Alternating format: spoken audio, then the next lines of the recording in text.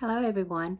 I wanted to post a video at the beginning of the term to try to set some expectations for you so that you are able to do better going into the course. I know it's an adjustment every term when you have a new instructor, so I wanted to put some things out there, just some reminders for you, okay? The first thing is time management. I would say that 90% of the students in my classes, when they are asked to do their reflection at the end of the term, to provide some information about what they thought they could do better, I would say 90% of them say that they should have managed their time better. So I will remind you to start your work earlier in the week and try to work on one assignment at the time. I also like to suggest that you use bullet points, and that way you make sure you answer all of the items in the assignment and you don't miss any huge points for that. One example that I can give is, if an assignment has two parts and you miss answering one of the parts, then 50% would be the most that you'd be able to get on that assignment. So pay attention to what you're doing and use those bullet points to make sure you're answering everything the right way. Sorry, I'm reading. I have this on a list next to me. The discussions are a pretty easy way for you to get some extra points every week, and this can really help your grade at the end. Remember that you must answer not only the regular discussion assignment, but you are now required to answer my required supplemental information discussion post that you'll see with the rest of the discussion answers each week. The thing to remember too is that when you're responding to other people in the class, make sure at the beginning of your response to them that you put a note, a greeting, just like if you were doing an email, and use the person's name and maybe say, "Hello, Melissa. This was a really good post, blah, blah, blah, blah." And one of the things I will remind you, having said that, is don't just say this was a great post or this was a good post or I like all of the details that you provided. Put a reason in there. That is a way for you to encourage a continuation of discussion with your classmates, and that's what a discussion is all about. So if you say this was a great post, say why you thought it was great. Did it make you think in a way that you didn't originally think that you felt the way that you do? Did it remind you of an instance in your past, etc.? So be specific and encourage conversation. Don't just put something out there to be putting a general comment just to be getting credit.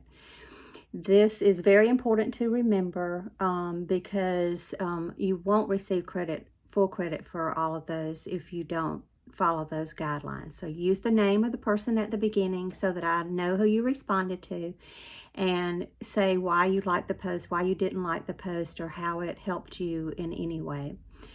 The last thing as far as discussions is that discussions cannot be made up.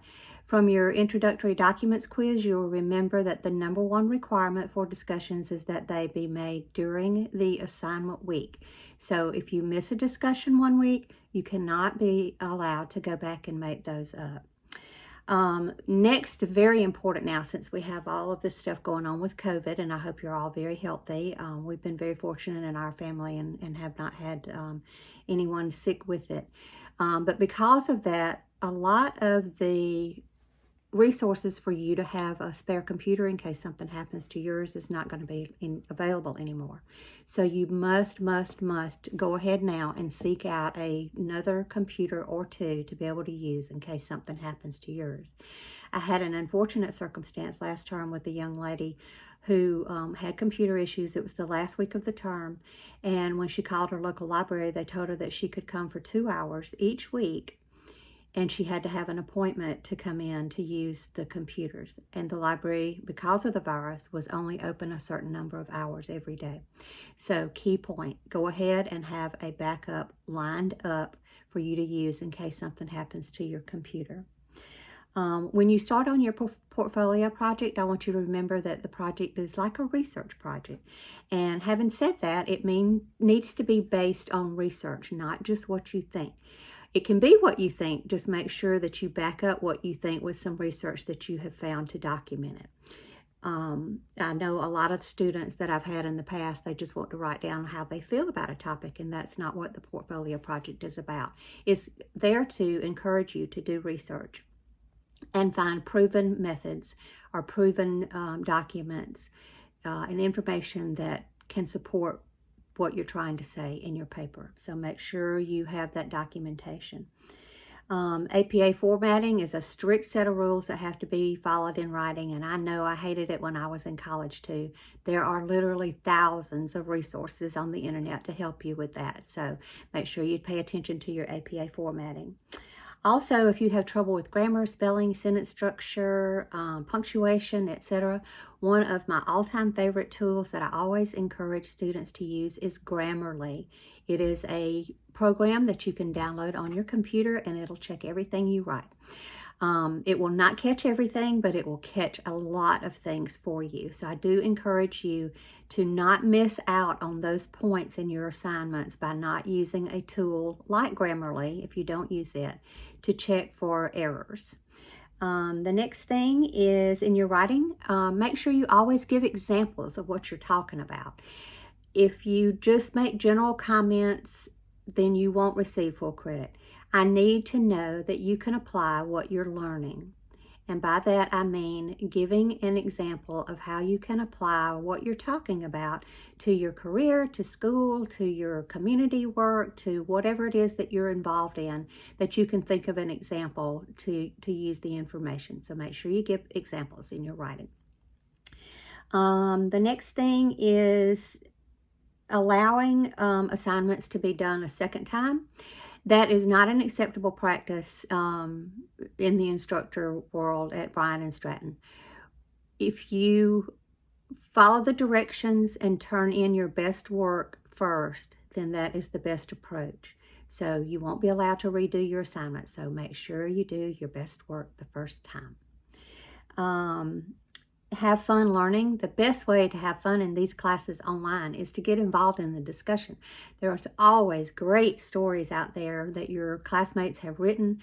I encourage you to read everything that's written by everybody, every post that's made, every reply that's made, because there's always going to be a story that will help you remember the topic that we're discussing. So I think that is a very fun way to get involved and to help your learning. Also remember that there will be a point sometime during this course where late assignments will no longer be accepted. There just won't be any time left for grading. So go ahead and make sure you have all of your assignments turned in. Turn them in on time.